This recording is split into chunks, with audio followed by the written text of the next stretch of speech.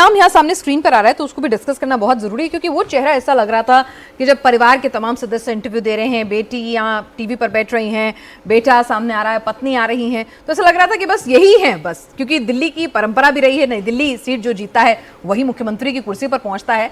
लेकिन अचानक से क्या होता है, 48 घंटे बाद परवेश वर्मा टीवी की स्क्रीन से गायब हो जाते हैं।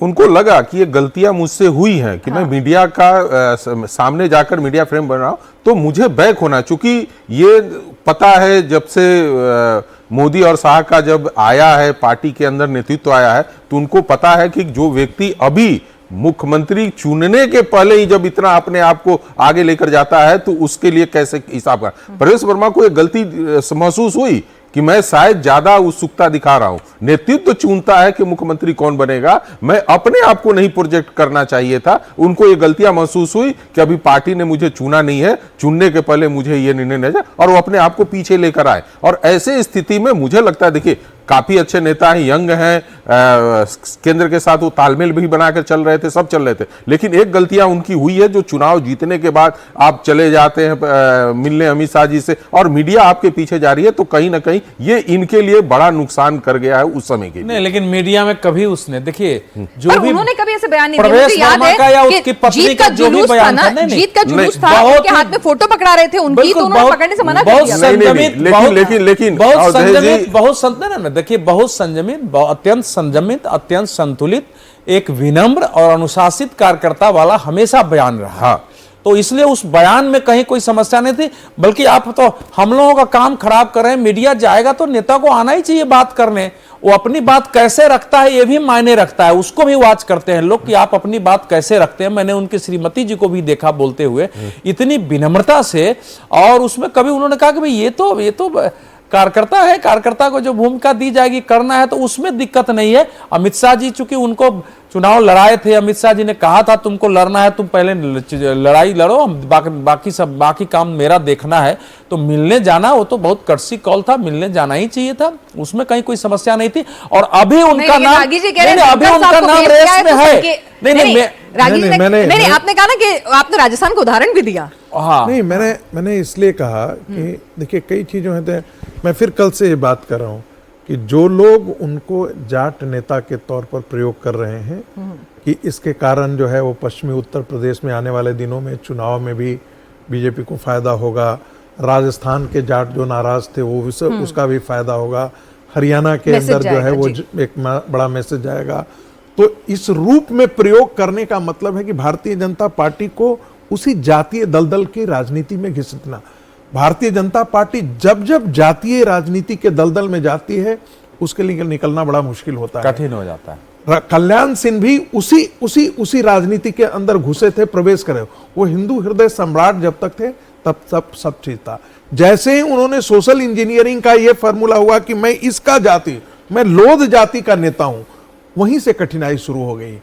वही मैं ये कह रहा हूं कि प्रवेश वर्मा को जो प्रोजेक्शन किया जा रहा है वो उनके लिए ठीक नहीं है।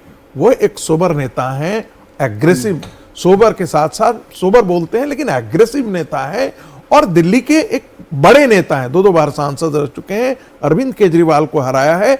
मैं इसलिए नहीं कह रहा हूं कि वो इस रेस से बाहर है, ये मेरा आकलन का विषय नहीं हो सकता है, लेकिन मैं तो सिर्फ इस बात पर विश्लेषण कर रहा हूं कहीं ऐसा तो नहीं कि चूंकि धनखड़ जी को भेजा गया है और रविशंकर प्रसाद जी को दिया है, इसका मतलब है कि पूर्वांचल से ना हो और यहाँ से भी एक मैसेज होता है। देखिए अगर आप ये प्रवेश वर्मा जी जो है वो 2013 के अंदर महरौली से विधायक भी रह चुके हैं। हाँ। तो विधायक भी रहे और 2 बार सांसद भी रहे, और मैंने उनको बहुत करीब से देखा है। जब दिल्ली के मुख्यमंत्री साहब सिंह वर्मा जी हुआ करते थे तो मैंने उन्हें कभी भी सचिवालय विधानसभा में नहीं देखा। अब तो दिल्ली सेक्रेटेरिएट ITO पे हो गया, वरना पहले क्या था कि सेक्रेटेरिएट और विधानसभा वहीं थी जहाँ अब है।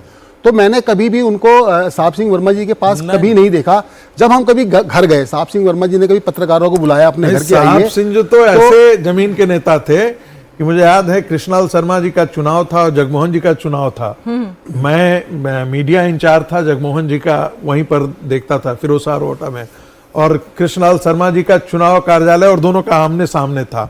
शाम में साहब सिंह जी वर्मा उस समय मुख्यमंत्री हुआ कर आने के बाद वही बैठ करके एकदम जमीन पर जो आगे वो वहीं पर जमीन बैठ करके सामान्य लोगों के साथ चना और भुंजा खा रहे हैं। मतलब अद्भुत हाँ, तो राणा जी, एक शैली थी उनकी, मैं अद्भुत शैली थी। प्रवेश वर्मा जी के बारे में एक बात और बताना चाहता हूँ कि उनको एग्रेसिव नेता पता नहीं कैसे बता दिया गया, मुझे समझ में नहीं आता। जब भी वो हमसे मिले बहुत शुरुआती दौर में भी, बाद में हो सकता है कि उन्होंने कुछ कमेंट्स वगैरह कर दिए हो, लेकिन जब भी हम घर पे गए तो हमने उनको देखा, वो उनको कुत्ते पालने का बहुत शौक है। उनको मैंने कुत्ते पालते और बड़े प्यार से बड़े अपनेपन से बोलते थे। अचानक ये महरौली से जीते, वहाँ कुछ नहीं हुआ, उसके बाद वो सांसद बने, कुछ एक उन्होंने कमेंट्स कर दी, लेकिन आप उनसे मिलेंगे तो बहुत ज्यादा विनम्र है।